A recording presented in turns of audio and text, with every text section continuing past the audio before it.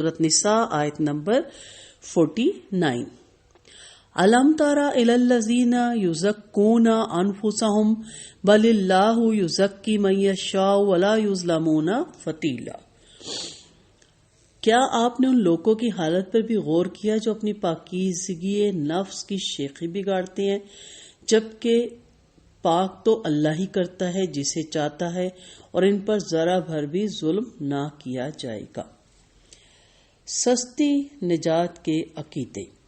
इन लोगों से मुराद भी उलमा यहूद और नसारा हैं कि जब उन्हें उनकी बुरी करतूतों को छोड़ने और ईमान लाने की दावत दी जाती है तो शेखी में आकर कहते हैं नख्नु अबनाउल्लाहि व हिब्बाउहु, यानी हम तो अल्लाह के बेटे हैं और उसके चहीते हैं।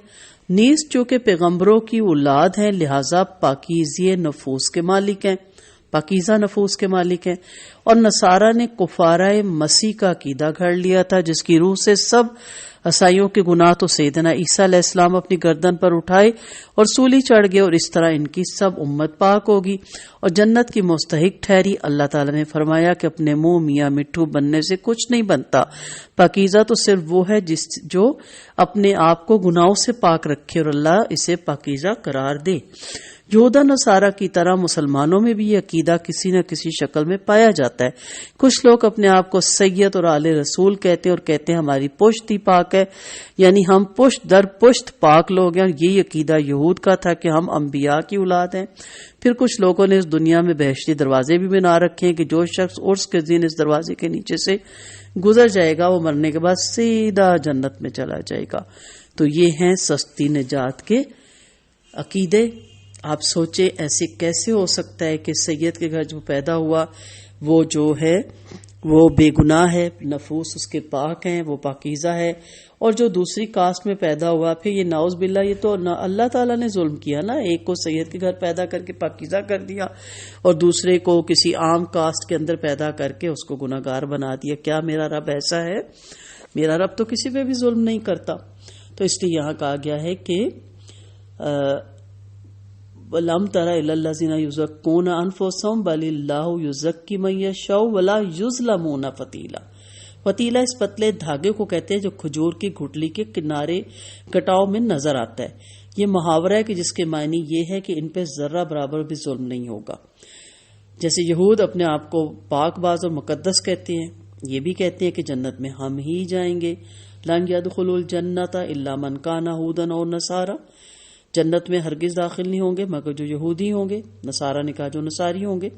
कभी अपने आप को अल्लाह के बेटे और महबूब बनाते। अल्लाह ताला ने की तरदीद फरमाई कि किसी को पाक बाज करार देना तो अल्लाह का काम है।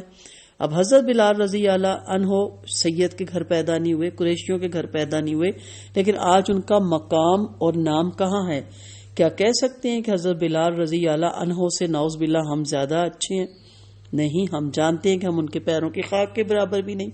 तो सहाबा कराम का शजरा नसब खोलें, कोई आजाद करदा गुलाम था, कोई नस्ल दर नस्ल गुलाम था, लेकिन जब अल्लाह ने उनको इस्लाम की नेमत से नवाजा, नबी करीम सल्लल्लाहु अलैहि वसल्लम जैसे उस्ताद से नवाजा, तो बड़े बड़े जो अहले खानदान वाले और बड़े पॉपुलर खानदान के लोग थे उनको पीछे छोड़ गए।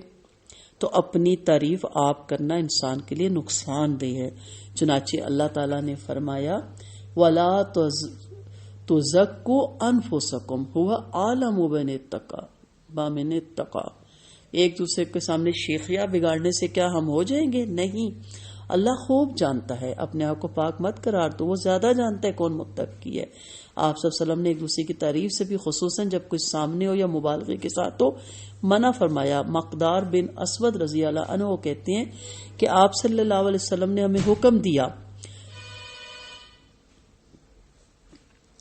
हम ज्यादा तारीफ करने वालों के मुंह में मट्टी डाल दें, और फरमाया बहामी मदा गोई से बचो क्योंकि ये जिबा करना है। एक हदीस में कि आप सल्लल्लाहु अलैहि वसल्लम ने एक आदमी को दूसरे की तारीफ करते हुए सुना तो आप सल्लल्लाहु अलैहि वसल्लम ने फरमाया तुझ पर अफसोस, तो ने अपने साथी की गर्दन काट दी। फिर फरमाया अगर तुम में से किसी को किसी की ला मुहल्ला तारीफ करनी हो तो उसे इस तरह कहे कि मैं इससे इस तरह गुमान करता हूँ, अल्लाह के सामने किसी का तज़किया ना करे, पाक करार ना दे। بس اتنا کہیں. اگر سامنے کرنی ہے تو کو اللہ آپ کو مزید نیکیوں کی توفیق دے.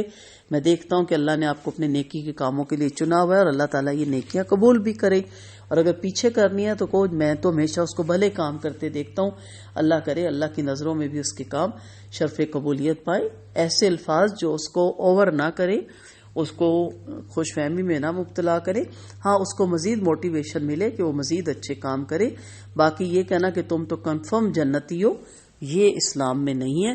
یا یہ کہنا کہ جی وہ تو پاک باز ہے، اس سے تو غلطی کا احتمال ہی نہیں ہو سکتا. انسان ہے، بشری تقاضے ساتھ ہے اور انسان غلطیاں کرتا رہتا ہے، لیکن خود اپنی تعریف نہ چاہیں اور ہر وقت اس خوش فہمی میں نہ رہیں کہ لوگ آپ کی تعریف کریں. لیکن جب آپ اچھا کام کرتے ہیں تو خود بخود آپ کی تعریف ہو جاتی ہے. یہ اللہ کی طرف سے بطور انعام ہے. صحابہ کرام نے جب یہ مسئلے پڑھے یا آیتیں پڑھی تو آپ صلی اللہ علیہ وسلم سے کہا یا رسول اللہ ہم تو کام اللہ کی رضا کے لیے کرتے ہیں، لیکن وہ کہیں نہ کہیں سے کسی کو پتہ چل جاتا ہے اور اس کی شہرت بھی ہو جاتی ہے اور تعریف بھی. تو کیا اسی زمرے میں آتا ہے؟ ہم کیا کریں؟ تو آپ صلی اللہ علیہ وسلم نے کہا نہیں، یہ مومن کو دنیا میں ملنے والی پہلی خوشخبری ہے کہ دنیا میں بھی اس کو اچھے لفظوں سے پہچانا جاتا ہے. تو اللہ تعالی ہمیں حقیقت میں پاک کرے، تقوی والا بنائے اور ہماری چھوٹی موٹی کاوشوں کو اللہ شرف قبولیت سے نوازے.